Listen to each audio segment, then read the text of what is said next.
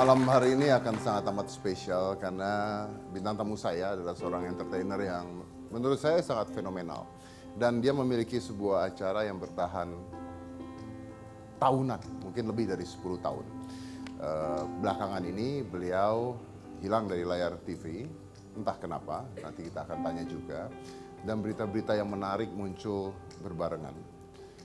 Yang sangat amat menyedihkan adalah bahwa baru saja ada berita duka tentang istri beliau yang meninggal secara tiba-tiba. Dan malam hari ini kita akan bertanya langsung kepada dia tentang semua perjuangannya, tentang semua hidupnya, dan perjuangan ke depannya. Inilah dia, Tukul Arwana.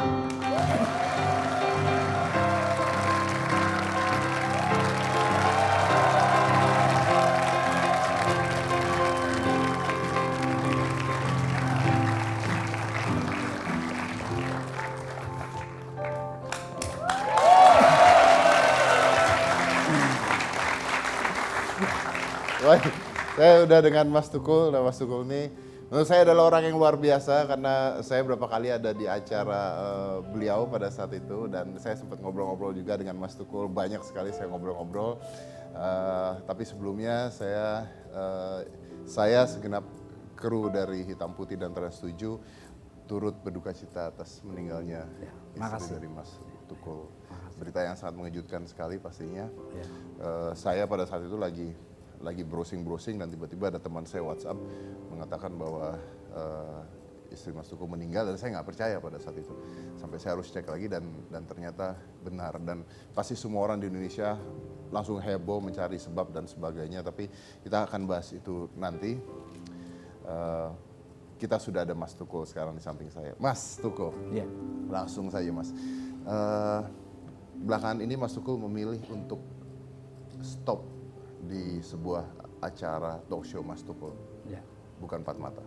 Itu acara sudah puluhan, berapa tahun itu Mas Tukul? Ya masuk 11 lah, mau ke 12. 11 tahun sampai hampir 12 tahun. Oke. Setelah saat itu Mas Tukul memilih untuk stop, lalu apa kegiatannya langsung Mas? Ya off air gitu. Off air. Luar Jawa, luar kota. Kan dulu sibuk di syuting. Betul. Jadi susah untuk terima off air. Nah, kebetulan ada jeda, sekarang off air saya terima. Sekarang off air diterima. Oke. Tapi mungkin pertanyaannya langsung Mas Tukul ya. Maaf. Apakah ada perubahan yang tiba-tiba nyata setelah Mbak Susi tidak ada? Ya pasti. Setelah Susi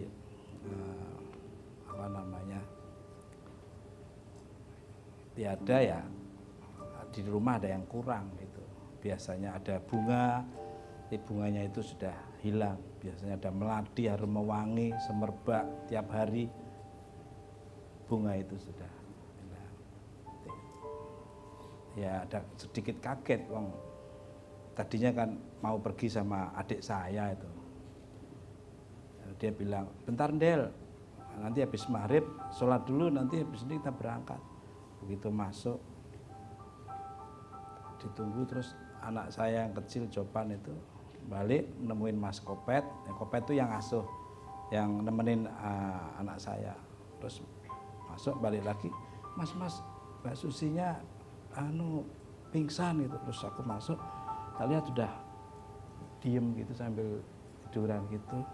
Terus saya sus sampai saya udah terus bingung, saya nggak ada pikir gitu. Terus akhirnya saya panggil Pak RT, terus langsung bawa ke rumah sakit, dipompa ya sudah. Artinya pada saat Mas Tukul masuk ke kamar itu Mbak Susi sudah meninggal? Sudah posisi tidur gini. Tapi sudah meninggal sebenarnya? Ya. Menurut dokter? Kalau kan dokternya di sana bilang, tapi menurut saya ya memang sudah kayaknya udah diam, udah tak gini, tak pegang sini, tak pegang di tangan semua. Ya. Mas Tukul ini banyak, saya nggak tahu kalau saya lihat berita di mana-mana gitu. Ada yang mengatakan Mas Susi asma, ada yang mengatakan Mas Tukul mengatakan di berita Mbak Susi nggak pernah asma. Jadi sebenarnya asma? Dasarnya Susi itu punya kayak penyempitan pernapasan itu dari dulunya itu punya asma, tapi dia sering bawa obat semprotan itu.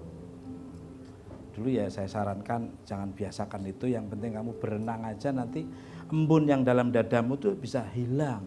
Tapi dia selalu masih, kan sebetulnya kalau asma itu kalau berenang itu embun yang dalam dada itu ibarat kayak di Ada mobil wiper itu ada gitu ya? kaca, wipernya itu bisa hilang. Tapi mungkin saya bukan dokter, dia masih belum percaya kali. Jadi dengan renang tapi dia pakai bentol, ya mungkin sudah kehendak Allah Subhanahu wa taala. Ya. Mas Tukul nih, saya berpikir kemarin pada saat saya membaca berita tersebut, saya ingat dengan Mas Tukul. Terus saya terpikir bahwa Mas Tukul ini luar biasa. Luar biasanya kenapa? Karena sang istri ini menemani Mas Tukul sebenarnya hampir kemanapun dalam pengertian bukan secara harafiah, tapi di setiap acara Mas Tukul, mau off air, mau on air, itu Mbak Susi itu masuk ke dalam sebuah cerita, sebuah joke, sebuah kata-kata, bahkan keluar kata-kata Susi si milik Kitty dan sebagainya, yang mana itu selalu Mas Tukul banggakan, bawakan dalam kehidupan sehari-hari. Betul. Nah, begitu Mbak Susi tidak ada, berarti itu semua akan hilang. Ya hilang, harus nyari materi lain lagi. Payem kayak apa.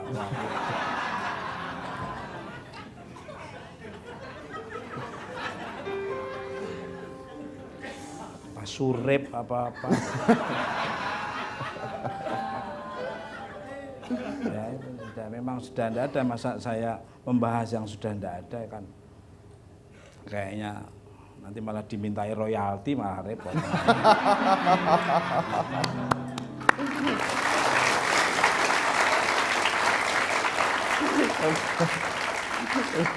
Ini menariknya dari Mas Tukul ya, dalam keadaan seperti apapun Mas Tukul harus mencoba untuk tetap ceria, dan saya yakin sekali bahwa hal ini sulit sebenarnya untuk dilakukan. Betul, Tapi inilah seorang entertainer yang sejati harus seperti itu Betul sebenarnya. Mas Dedi. Jadi orang tahunya senyum, ya boleh nggak apa-apa. Emang saya seorang pejuang, seniman pejuang itu ya totalitas bekerjanya seorang penghibur, ya bagaimana menghibur pemirsa di alam semesta yang indah ini.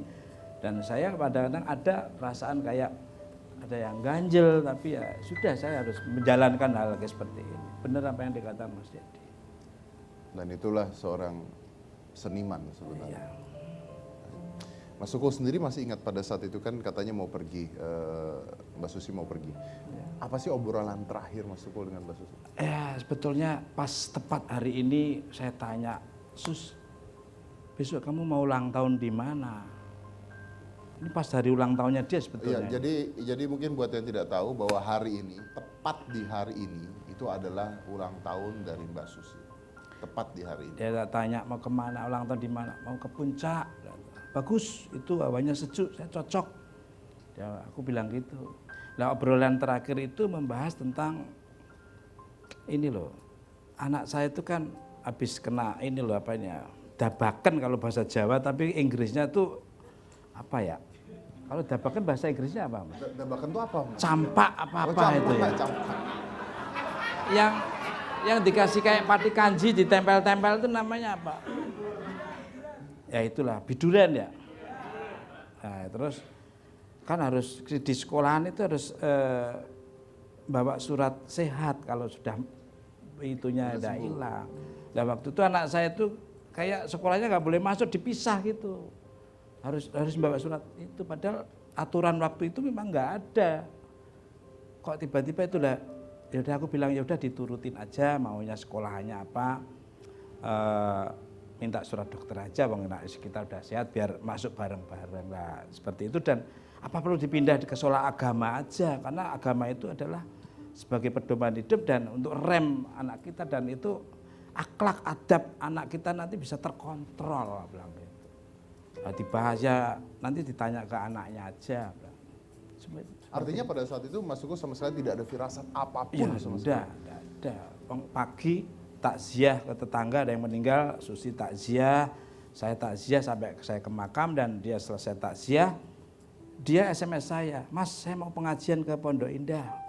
Oh iya Sus, aku bilang itu. Terus balik ngobrol lagi tentang itu lagi. Sampai situ ya ada orang banyak, ada saya, ada Om Jos, ada Bendel, ada Kopet, ada Ari di situ. Saya nonton TV gitu. Mas Tukul, tadi kan dikatakan bahwa harusnya hari ini ke puncak ya, bareng-bareng ke puncak. Itu mungkin salah satu yang tidak bisa dilakukan. Tapi adakah hal-hal lain yang sebenarnya belum kesampaian untuk berdua, Mas Tukul? Dia tuh sebetulnya pengen nyopir ya, Pengen? bawa mobil sendiri. Pengen nyetir sendiri? Iya, jadi dia bilang aku yang belum anu tuh sebenarnya pengen nyopir. Padahal udah saya kursusin loh, nggak tahu kok dia mungkin cara bawanya atau gimana. SIM punya juga sih, pengen cuma itu keinginan dia nyopir Mbak mobil. Dan belum pernah bawa sendiri? Belum, malah anak saya sudah nyusul dapat SIM malah. Jadi dia pengen banget. Dan semua udah kesampaian, yang kemana aja sudah kesampaian. Dan pergi kemana aja. Alhamdulillah memang saya nyari duit ya untuk keluarga. Dan pada saat di kondangan tersebut, katanya Mbak Susi sedikit berbeda, minta foto terus berdua sama Mas Tukul. Ya menurut firasat orang atau apa, analisnya seperti apa, kalau saya nggak pernah mengait-ngaitkan hal itu, tapi memang mau kondangan ke Bang Andi Khairil itu aja, mau di depan pintu aja, foto dulu, sedikit, foto, sini, foto. Ya. Dan akhirnya malamnya anak saya kan ulang tahun juga itu, foto, sampai saya nggak menggabung-gabungkan, tapi foto ya udah tak layani ya. Sampai kondangan lagi, terus kan ada di kondangan tuh ada yang dikasih voucher untuk foto. Antrinya kayak apa, saya ya udah yo, aku bilang itu. Sampai antri gitu, foto lagi. Gitu. Tapi aku nggak pernah menggabung-gabungkan, semua itu sudah kehendak Allah Subhanahu wa taala. Yang ada di dunia ini ya sudah. Baik.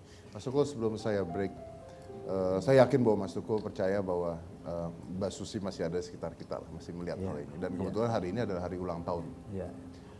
Di hari ulang tahun Mbak Susi, walaupun sudah tidak ada, apa sih yang ingin Mas Tukul sampaikan di hari ulang tahun ini ke Mbak Susi? Saya tuh apa-apa udah pasrah sama istri saya. Saya tuh nurut sama istri saya. Saya nggak pernah melarang-larang. Kemana aja dia aku nggak pernah melarang. Malah saya doakan Bismillahirrahmanirrahim, berangkat selamat, pulang selamat ya. Selalu aku dalam hati saya gitu. Saya nggak pernah, kamu mau kemana? Kamu kemana? Tapi habis pergi kok, pergi lagi kamu. Aku nggak pernah. Saya tuh memperdekakan Susi lah. Artinya silakan menikmati apa yang kamu sukai. Gitu. Dia juga bisa terhibur seperti itu. Saya tuh nurut ya. Dan kalau di hari ulang tahun ini Mbak Susi masih ada, apa yang mau disampaikan? Biasanya kalau aku cuma dia senang, aku ikut senang, terus aku salaman, terus sambil teman-teman mesti cium, terus dicium gitu, tepuk tangan gitu aja. Tapi yang penting dia senang aja. Baik. Agak sulit buat saya untuk bicara tentang hal ini sebenarnya sama Mas Tukul, karena saya yakin bahwa sebenarnya tidak mudah untuk duduk di sini. Gitu ya.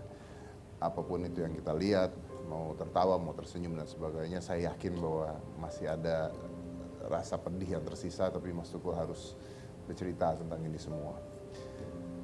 Dan masih banyak pertanyaan yang harus saya sampaikan. Jadi saya potong dulu, kita akan kembali lagi setelah yang satu ini dengan Mas Tukul. Dan mana-mana tetap di Hitam Putih.